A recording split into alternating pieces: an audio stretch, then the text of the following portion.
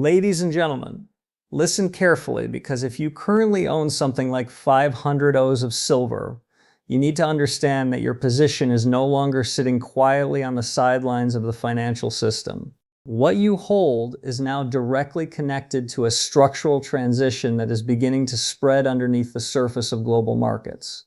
I'm not talking about a temporary rally.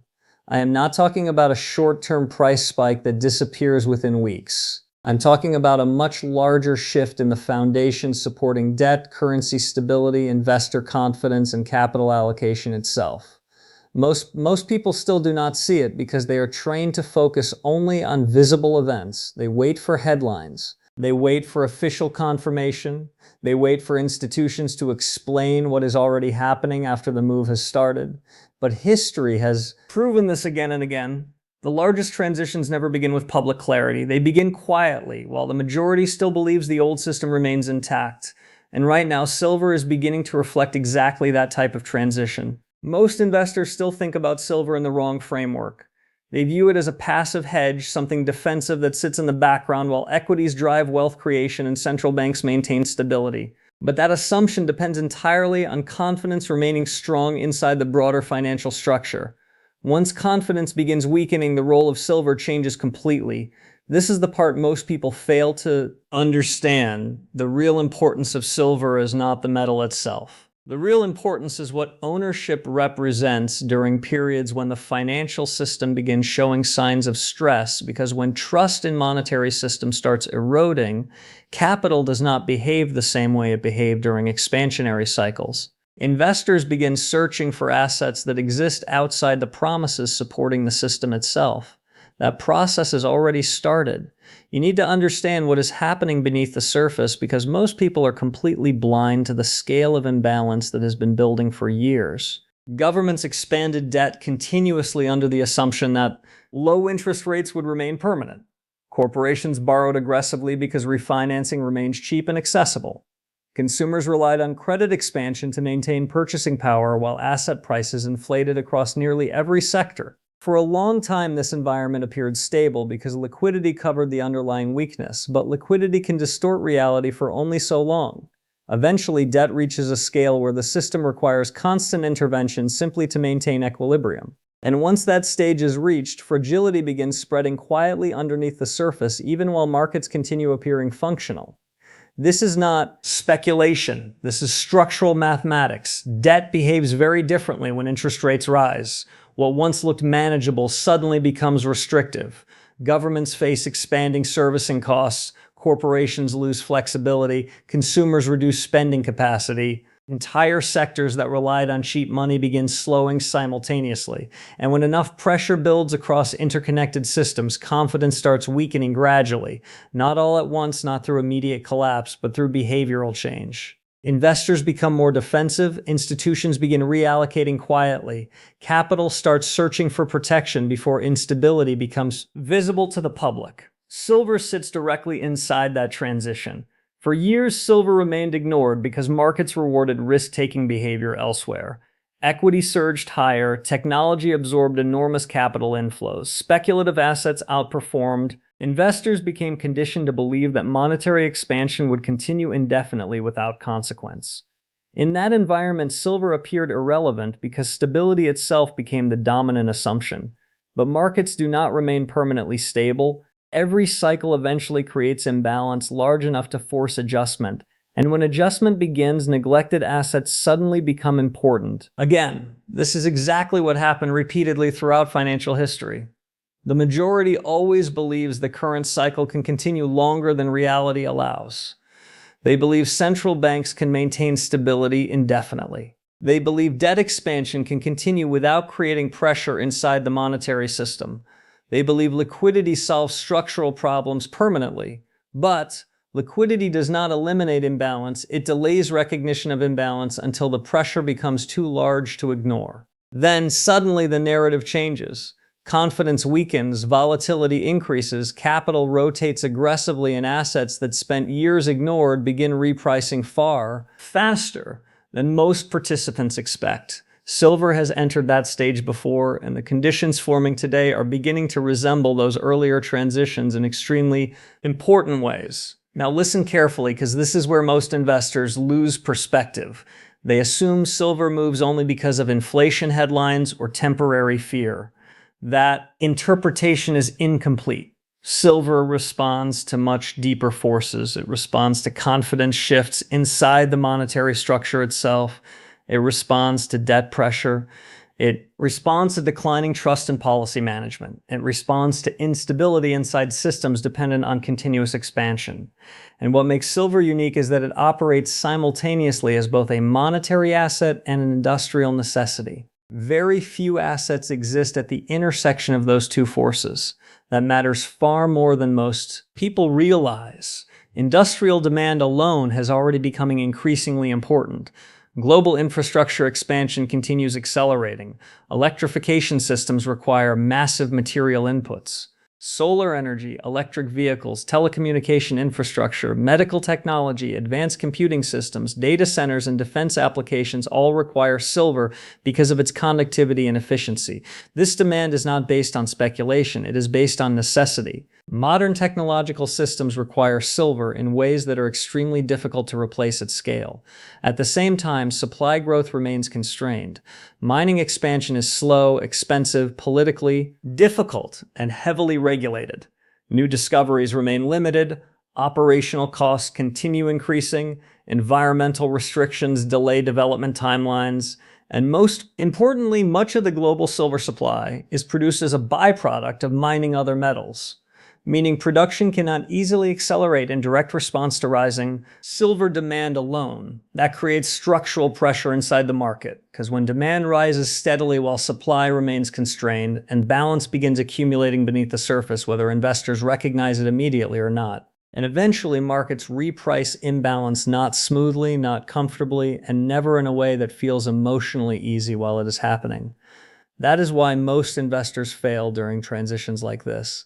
They expect clarity before acting. They expect consensus before positioning.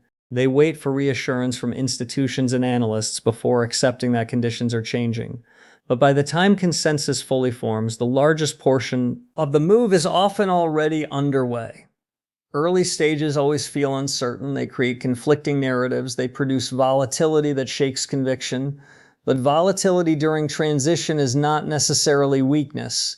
Very often it is evidence that the system itself is beginning to adjust to a different equilibrium, and this adjustment is already started. Stop. You need to understand something most investors never fully grasp until it is too late. Financial systems do not break all at once. They weaken in layers. First, confidence erodes quietly beneath the surface. Then liquidity conditions tighten gradually. Then capital begins repositioning before the broader public even recognizes that a transition has begun. By the time headlines finally acknowledge the problem, the adjustment is already well underway. This is why the smart money always appears early. Institutions do not wait for certainty. They move when structural conditions begin shifting underneath the market itself. And those structural conditions are shifting right now. Look at what is happening globally. Debt continues expanding at a pace that requires constant intervention to remain manageable.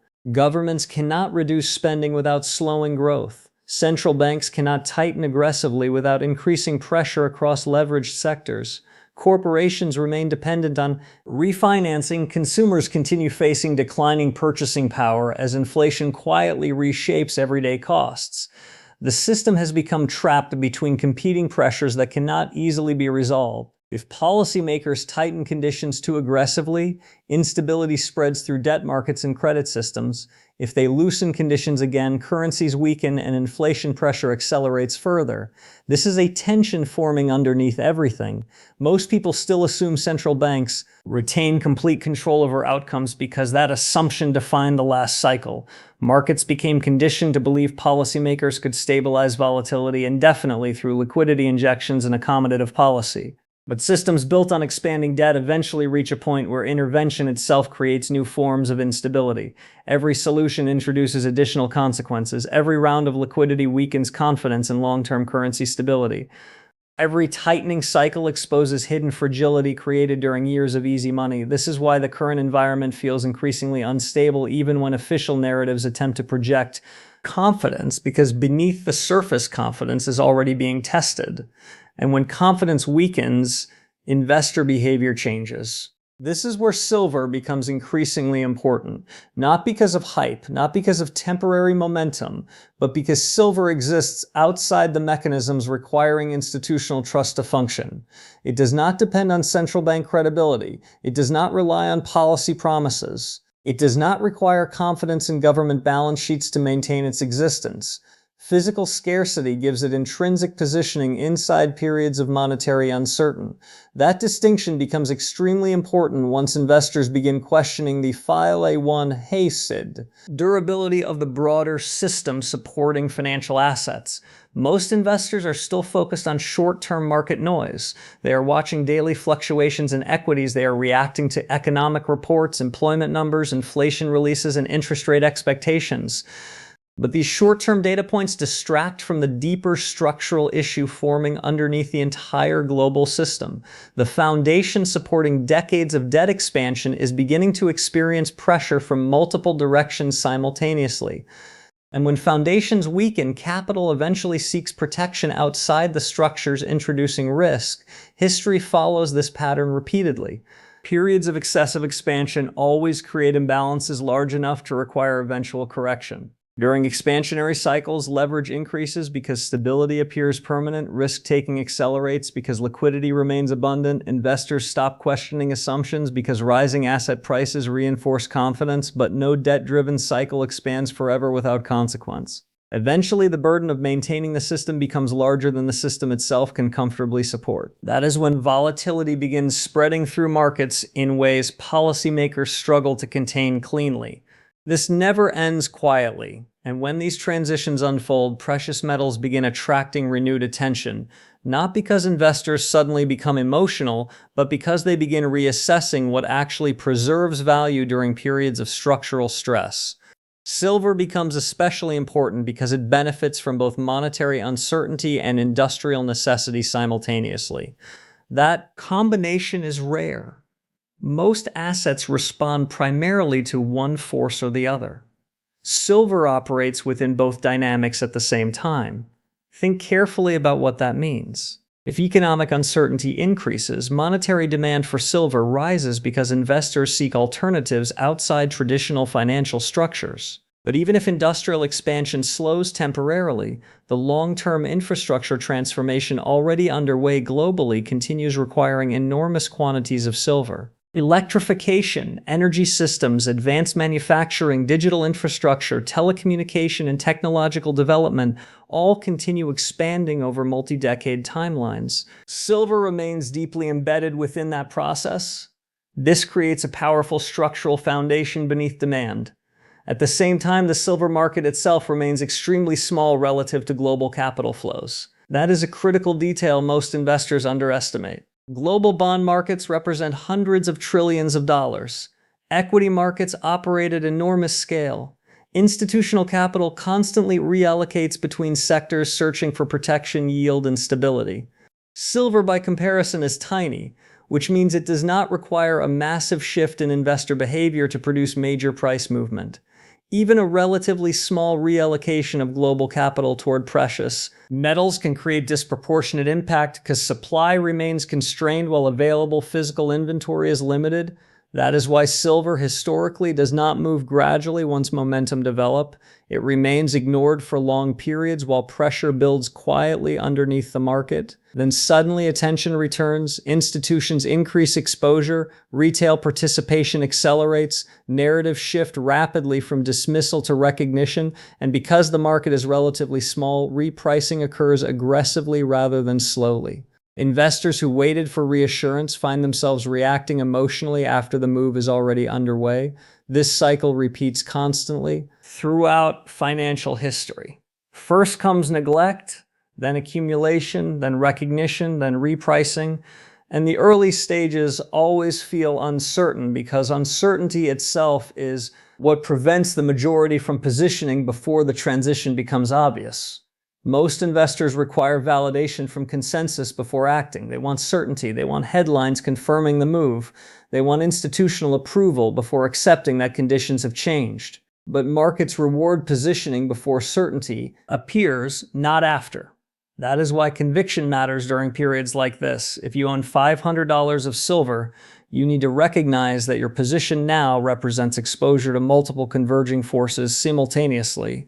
Monetary instability, debt pressure, industrial expansion, supply constraints, capital rotation. These forces are not isolated. They reinforce one another. And when multiple structural forces begin aligning around the same asset class, the resulting adjustment rarely remains subtle. This is not about predicting an exact price target. The obsession with specific numbers causes investors to miss the much larger point. What matters is not a precise forecast.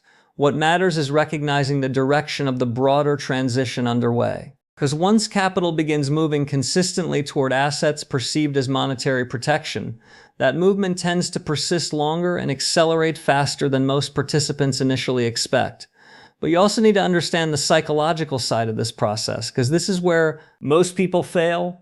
Volatility will increase, sharp moves higher will be followed by reversals, analysts will disagree publicly, narratives will conflict, financial media will create confusion because uncertainty generates attention. During these phases, conviction becomes extremely difficult to maintain for participants who do not understand the deeper structure driving the movement. This is how wealth transfers occur during major transitions, not because information is hidden, but because emotional pressure causes most participants to abandon positions before the cycle fully develops. Those who understand the structure behave differently. They recognize volatility as part of transition rather than evidence the thesis has failed. They understand that large financial adjustments never unfold in perfectly smooth pattern. They know that capital relocations occur in waves, and they accept that discomfort is part of positioning early before the broader market fully recognizes the shift underway. Right now, most investors are still underestimating how significant this transition could become. Stop. What you are witnessing now is not simply another market cycle repeating in isolation. This is a broader transition connected to how value itself is being reassessed across the global financial system. And you need to pay attention because once these shifts accelerate, they move far faster than the majority expects. Most people believe they will have plenty of time to react later. They assume major transitions announce themselves clearly before the consequences fully arrive, but that has never been how structural change unfolds. By the time the average investor feels confident enough to act, the largest advantages of early positioning have already disappeared. This is why understanding matters more than prediction. The majority keeps searching for certainty because certainty feels emotionally comfortable.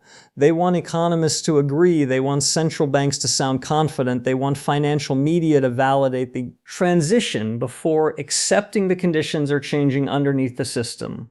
But real transitions never feel fully certain in real time. They feel unstable, they feel incomplete. They create conflicting narratives that make conviction difficult, precisely because the market itself is adjusting from one equilibrium to another. Silver reflects that process directly. For years, the market treated silver primarily as a forgotten commodity. Capital flowed elsewhere because growth assets dominated attention. Investors became conditioned to believe technological expansion and monetary support could sustain endless appreciation across financial markets without consequence. But systems dependent on continuous debt expansion eventually encounter limitations. Confidence begins weakening at the edges first, then pressure spreads gradually across larger portions of the system. And when investors begin recognizing those pressures, capital starts repositioning toward assets capable of operating independently from the structures introducing risk. This is where silver becomes critical again, not because of emotional fear, not because of temporary speculation, but because silver represents something fundamentally different from traditional financial assets. Stocks depend on growth expectations. Bonds depend on confidence in debt repayment and monetary stability. Currencies depend on trust in policymakers and governments maintaining purchasing power over time. But silver exists outside those promises. It is tangible, it is limited. It cannot be created through policy decisions or monetary expansion. That independence becomes increasingly valuable once confidence inside the broader system begins weakening, and confidence is weakening. You can already see signs of it forming beneath the surface. Governments continue relying on deficit spending because reducing debt expansion would slow economic activity too aggressively. Central banks remain trapped between inflation pressure and financial stability concerns. Bond markets are becoming increasingly sensitive to interest rate changes because debt levels are so elevated globally. Consumers continue experiencing declining purchasing power despite official narratives suggesting inflation remains under control. These pressures are not isolated events. They are interconnected symptoms of a system under strain. This is exactly how major monetary transitions begin. First, pressure builds quietly beneath the surface, while confidence remains publicly intact. Then volatility increases across markets previously assumed stable. Then capital begins reallocating toward hard assets and defensive positioning. Eventually, this broader public recognizes the transition only after prices have already adjusted significantly higher, sir. That sequence matters because timing inside these cycles is psychological more than mechanical. Most investors miss the largest moves not because they lack information, but because they wait too long for emotional certainty. They hesitate during the early stages because uncertainty feels uncomfortable. They interpret volatility as danger instead of transition. They abandon positions during reversals because narratives temporarily weaken conviction, but markets do not reward emotional comfort during structural change. They reward those capable of understanding deeper forces before consensus fully forms. This is why silver historically moves in explosive phases. Long periods of neglect create the conditions for sudden repricing later. Capital ignores the asset while underlying imbalances build quietly. Supply constraints develop gradually beneath the surface.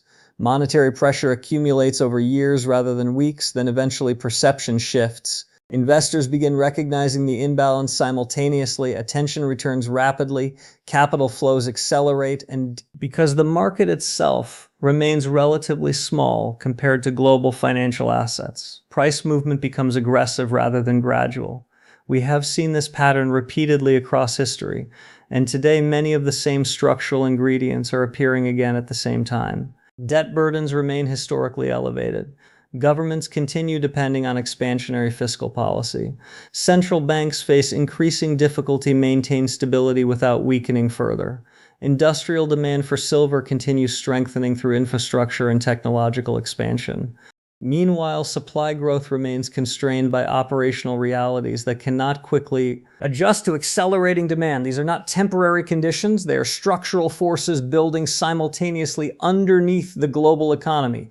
And when multiple structural forces align around the class, repricing tends to become much larger than the majority initially expect. This is why I keep telling you that what matters is not a short-term prediction. What matters is understanding the direction of the transition already forming, because direction changes behavior. Once institutions begin reallocating seriously toward hard assets, the psychology of the market changes completely.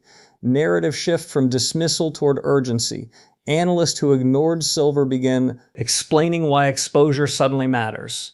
Retail participation accelerates. Momentum feeds additional attention, and because silver operates inside a relatively constrained market, the adjustment can become violent once broader recognition arrives. This is why the early stages feel deceptively quiet. Most people still believe the old framework remains secure because the visible surface of the system continues functioning. Markets still trade, governments still borrow, central banks still intervene, financial media still projects confidence, but underneath that surface pressure is building, and history has proven repeatedly that pressure inside large financial systems does not disappear permanently. It accumulates until adjustment becomes unavoidable. Now bring this back to your position directly. If you own 500 O's of silver, you are not simply holding exposure to a commodity price. You're holding exposure to a developing monetary transition, a constrained supply environment, and a long-term industrial demand expansion simultaneously. That combination is extremely rare, and rarity matters during periods when financial systems begin experiencing structural stress. But ownership alone is not enough. Understanding determines behavior, and behavior determines outcome during volatile periods, because volatility will continue increasing as this transition unfolds. Sharp advances will be followed by corrections. Conflicting narratives will continue appearing. Some analysts will dismiss the movement entirely, while others suddenly become aggressively